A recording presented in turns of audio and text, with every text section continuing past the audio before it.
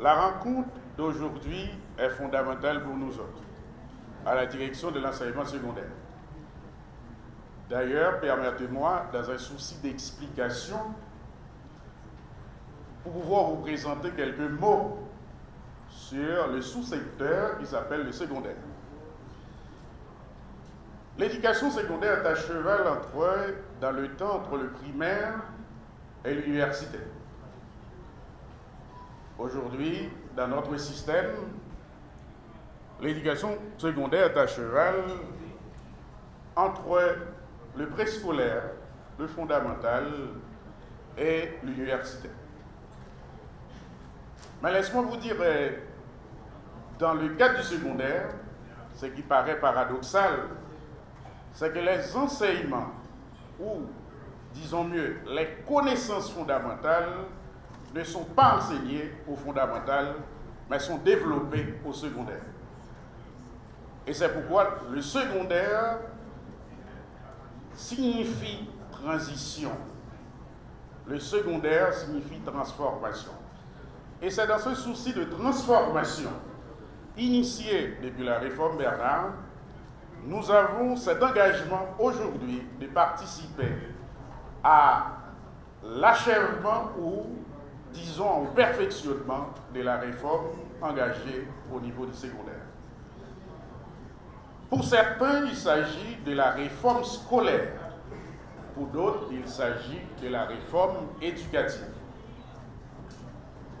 Dans un sens ou dans un autre, et surtout au niveau de la conception et développement du curriculum, chaque fois qu'un pays ou qu'un ministère décide d'attaquer la forme ou la grammaire d'un système, il s'agit d'une réforme. Nous sommes là dans la réforme du secondaire, dans un premier temps avec les sections. Aujourd'hui, nous avons les filières et les séries. Si on regarde le cadre d'orientation du secondaire des années 98, mais il a été révisé et adopté en 2006, le secondaire est organisé suivant 3 filières. La filière d'enseignement général, nous appelons la voie générale, la filière d'enseignement technologique et la filière pédagogique. Aujourd'hui, dans notre système, nous avons le développement de la filière d'enseignement général. Cette filière comprend 4 séries. Et c'est cette filière-là qui regorge aujourd'hui, ou bien qui habite les 600 000 élèves du secondaire, qui montre un peu que le secondaire n'est pas trop fréquenté. Le taux de fréquentation du secondaire n'est pas 30%. Donc, c'est-à-dire qu'il y a beaucoup de choses à réaliser au secondaire. Mais de toute façon, nous avons cette filière-là avec la série, comme vous le savez, SVT, qui représente aujourd'hui plus de 80% des élèves. C'est cette série-là qui accueille plus de 80% des élèves et nous avons les résultats au niveau du bac. Et là, il faut avoir une réflexion, puisque dans le temps, nous avons la section C en Haïti. Et c'est cette section-là dans laquelle on a trouvé beaucoup d'élèves et il y avait beaucoup d'échecs. Donc là encore, il nous faut travailler. Il y a cette série qui est nouvelle dans l'école haïtienne, parce que là, les gens qui faisaient le baccalauréat au niveau de 1960, 80, 90 jusqu'à 2000 ne connaissaient pas encore, n'avaient pas l'économie dans leur programme d'études. Nous avons la série Sciences économiques et sociales, où l'économie est enseignée dans le secondaire. Donc, c'est cette série-là qui est 3e au niveau des 4 séries qui se trouvent dans le secondaire. Et il y a la série Sciences physiques et mathématiques qui se trouve en 2e position avec le nombre d'inscrits. Et finalement, le last but the least, c'est le dernier que nous avons, c'est lettres, langues et arts. Dans un pays là où on se trouve, on parle aujourd'hui du bilinguisme et du multilinguisme. Et là, on avait trouvé que lettres, langues et arts, c'est cette série-là, qui est soit à tort ou à raison négligée dans le système.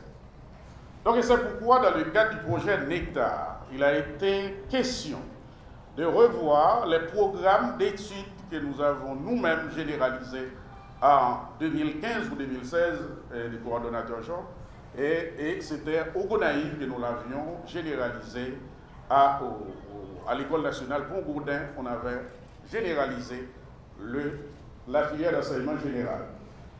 Et aujourd'hui, nous voyons, avec l'application des programmes, et comme dans le cas des réformes curriculaires, il a été question de voir si les contenus qui se trouvent, si l'organisation, si la méthode, donc si la structuration a été respectée dans le cadre de l'implémentation de la première phase du secondaire.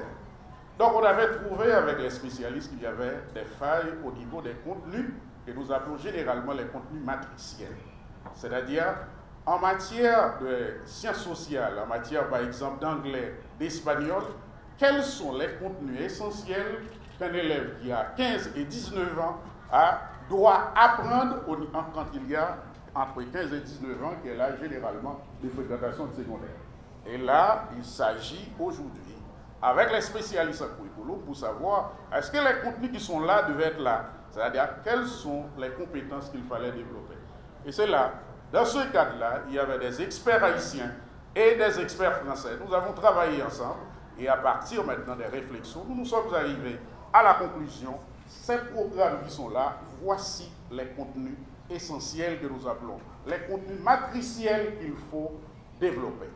Nous les appelons les contenus matriciels, pourquoi? Parce que là, il n'y a pas l'adolescent haïtien, il n'y a pas l'adolescent français, il n'y a pas l'adolescent cubain. C'est que là, quand on a entre 15 et 19 ans, qu'est-ce qu'on doit savoir pour vivre au XXIe siècle? Nous sommes sortis du cadre de 27 750 km² pour aller maintenant conquérir le monde. Parce que là, les citoyens haïtiens qui sortent maintenant de l'école secondaire doivent avoir cette capacité d'affronter les défis nationaux et également les défis régionaux ou les défis mondiaux. Donc c'est pourquoi là, ces programmes ont été réalisés au niveau de secondaire et nous croyons que ce qui est le plus important dans la mise en œuvre des programmes, et là je félicite le ministre qui est avec nous, qui avait pris la décision de participer à la gouvernance du système. La gouvernance, dans restaurer l'autorité de l'école, ça fait, je crois, plus de 2 mois, nous avons réuni les professeurs, les directeurs de l'Ouest, pour pouvoir comprendre comment gérer les lycées de la République. Gérer les lycées de la République veut dire également gérer les programmes d'études. Donc, nous avons de nouveaux programmes et les premiers gestionnaires des programmes d'études, ce sont les directeurs et les responsables d'école. Donc, il y avait cette tendance régionale qui a été réalisée, je crois, c'était en 2015 à Santiago, et on avait réuni les directeurs d'école pour savoir, mais que font les directeurs d'école? Est-ce que c'est un métier? Et j'avais bien apprécié l'initiative du ministre lorsqu'on a réuni ces directeurs d'école pour savoir maintenant quels sont les chefs de la gouvernance, et les chefs de la gouvernance, c'est bien vous. Et c'est dans ce souci aujourd'hui qu'on vous a invité pour la première fois, et ce n'est pas la dernière fois. On vous a invité pour comprendre les programmes remaniés, comment les programmes ont été réorganisés, et pourquoi on a réorganisé les programmes, et qu'est-ce qui est à l'origine de ces changements. Est-ce que ces changements sont-ils pertinents? Ces changements peuvent-ils participer généralement à l'émancipation et à la transformation de la jeunesse haïtienne? Et c'est dans ce souci-là qu'on vous a invité aujourd'hui pour pouvoir discuter, expliquer, échanger. Et c'est dans cette logique moderne que nous allons travailler pour arriver une fois et une dernière fois à lancer une réforme, non seulement à lancer la réforme, mais à réussir la réforme, et c'est notre mission.